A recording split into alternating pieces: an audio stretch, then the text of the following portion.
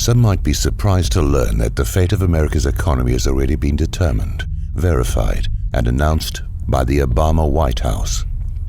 Yet, it has received scant attention from the corporate media. In 2011, economist Kyle Bass interviewed a senior member of the Obama administration about its planned solutions for fixing the U.S. economy and trade deficit.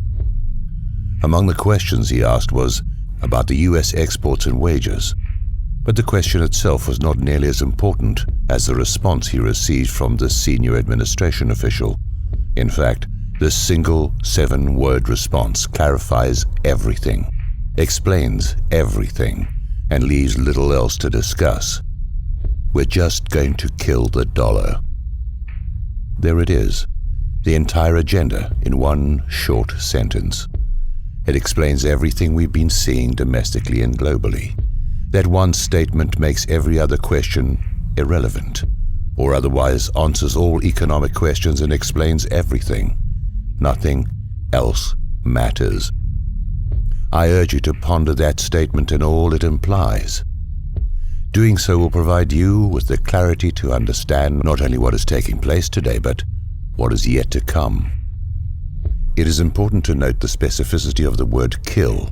Stated in the active voice, it means an unambiguously intentional and deliberate act. The murder of our national currency, the United States dollar, is the ultimate agenda to be implemented under Obama. To kill our national currency will subvert the United States and destroy it from within. This begs a number of questions, including what type of Americans would actually have as their objective the destruction of our national currency. To whom do they hold their allegiance, if not to the American people, whose life's work as well as the toil of our ancestors is represented in the form of wealth held in US dollars? Does this make any sense to us as Americans? The answer is, of course, no. By its very definition, to kill our national currency is an act of high treason by those engaged in this activity. It undermines the very sovereignty and survival of our nation and will have a life-changing impact on every citizen in the U.S. It will also impact every nation and the people of every nation on the planet, as the US dollar is presently the world's reserve currency. It is an act that should result in the filing of criminal charges against the conspirators, a trial of their peers, and if convicted, a death sentence. It's that serious. According to my source, we are past the point of no return. We will not be able to stop what is coming, but must be wise enough to prepare and get out of the way. The murder plot involving the death of the dollar did not begin with Obama, but he and other conspirators have accelerated the plans, plots, and schemes for its demise. The ultimate objective is to implement an international currency in tandem with a system of global governance. The problem is that most people are not thinking large enough, nor do they understand the magnitude of the lie. They are not seeing the larger picture as their focus is diverted elsewhere. For example, they focus on various tentacles of the octopus, such as the gun confiscation initiative, the DHS armament acquisitions, and economic woes as independent and unrelated events. They are not.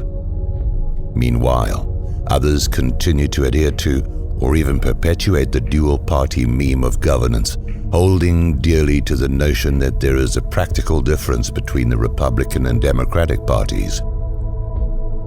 Have we not seen sufficient evidence that they are now of one party acting in concert with each other? They cannot see the collusion and backroom deals and continue to hope that the next election will finally change the unchangeable continuity of agenda. Most of the elected officials are on board with the subjugation of the United States to a global system of governance. Some are actively facilitating this agenda, while others are making nominal objections on the stage of political theater, whilst hoping to earn a seat at the global table. It's entertainment for the globalists, distraction of the masses, and diversionary fodder for the talking heads in the media. America has become a captured operation, captured from within. Think of the Vichy French internal collaboration with the enemy, or softening the ground for a full takeover from within. The takeover of America has already happened. The collaborators have already been installed, and we are now on a path to complete subjugation of a larger global system of governance. If you continue to doubt this, how else would you explain the numerous examples of our dual-party governmental acquiescence of self-destruction? Those who are pleased about the new record-setting stock market highs and various other manipulated statistics that indicate our economy is improving will be the most vocal critics of this report, and who will attempt to discredit the validity of the information offered here. The more intellectually astute will look beyond the statistics offered for mass consumption, not only to identify the deliberately manipulated data, but to understand what is actually driving these false hopes, figures, and data. It is a magic show, and many are still captivated by the magician's many diversions, failing to realize that we are engaged in a global war, while being simultaneously hobbled by enemy infiltrators from within. One reason we are seeing new stock market highs is the rush to the dollar from other currencies, especially in the Eurozone. Another reason is the monetization of our debt by the Federal Reserve, despite the previous denials of Ben Bernanke and others. Simply put, the plan by the globalists, or the central bankers and those behind them, is to create this rush to the US dollar like passengers from a sinking ship to lifeboats. Once the lifeboats are filled to capacity, they will be sunk, and the United States dollar will be completely worthless. As in such a scenario, many will not make it. Many will die from what is coming. The level of evil behind this plan is incomprehensible to the normal human mind. We are at war with Russia. After removing Gaddafi from power in Libya, the Obama-Clinton Black Ops plan was immediately put into action. Benghazi was a logistics hub for arming the anti-Assad terrorists by our own State Department, covert operatives who were shipping millions of tons of weapons to Syria via Turkey and other staging areas. Russia was aware of our actions, and through the attack at the CIA Operations Center in Benghazi by proxy forces, exposed this operation to the world while putting a stop to this operation. It seems that everyone except the Western media reported what had taken place. The dirty little secret which explains why we have not been told the truth about Benghazi is quite simple. The efforts to overthrow Assad from power are continuing, except the arms and munitions shipments are now originating primarily out of Croatia. Overthrowing Assad would pose a direct threat to Russia, both militarily and economically. Are we to expect Russia's Putin to simply accept this without response? No. What is Russia doing to subvert our efforts? He is waging war against America, striking at the weak underbelly of our economy, which is the oil-backed dollar as identified in Michael Reagan's article, Building on a Kernel of Truth. Sadly, the Obama regime is doing nothing to protect us from this asymmetrical war. It's as if they are allowing it to take place. Although it was reported in the New York Times, few have paid attention to last week's meeting between Chinese President Xi Jinping and Russian President Vladimir Putin in Moscow. But it was an extremely important event in terms of the planned murder of the US dollar. An alliance is being forged between Russia and China to replace the US dollar as the reserve currency, already severely weakened by the policies of those in power, with a gold-backed currency. While reports do exist that cite the hoarding of gold by China and Russia, they are purposely underreporting their collective reserves. Meanwhile, Americans can't even get honest answers to the amounts of our own gold reserves held in Fort Knox or the Federal Reserve. Don't people find this reluctance for audit and inspection a bit curious, if not outright suspicious? The battle is being waged not only by military might, but by a currency war.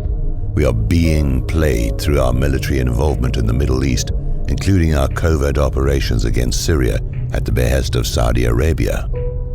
Unlike Iraq, the war in Syria will explode, turn hot, and we will be engaged in an ominous battle that will quickly expand and turn deadly. Weakened militarily through the policies of the Obama regime, coupled with an already weakened economy, the US will suffer consequences unlike anyone might imagine or is willing to address. It is a recipe for disaster, planned and initiated by the global elite behind the central banking system, including those in our own government. We've been set up from within, lied to, and now we're about to see exactly what this globalist system has in store for not only the United States, but every nation of the world. It is critical to understand that the takedown of the US will be the result of an asymmetrical war that includes the weakening of our military, our economy, and a direct assault on our ability to keep the dollar as the world reserve currency and protect the free flow of oil and energy to the United States. Within the last week, China held a surprise naval exercise in the South China Sea. Meanwhile, Russia displayed their resurgent military might in the Black Sea. These exercises were conducted as US military forces are spread thinly across many areas of the world.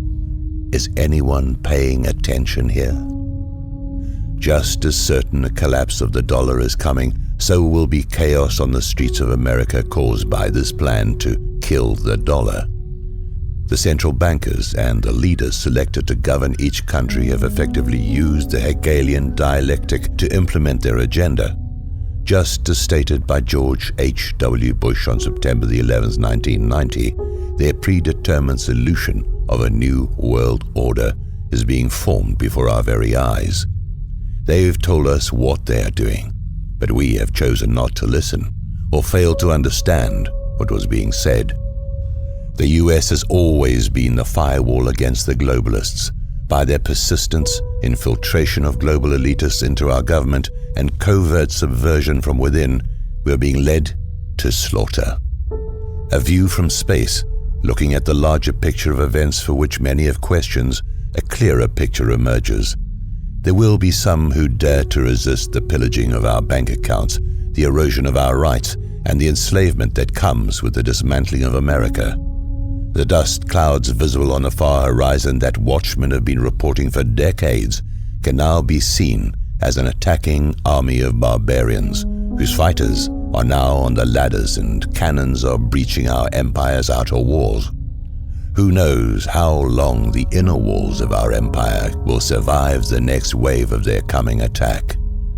Perhaps Ernest Hemingway said it best in referencing John Donne from his novel of the same name. And therefore, never send to know for whom the bell tolls. It tolls for thee.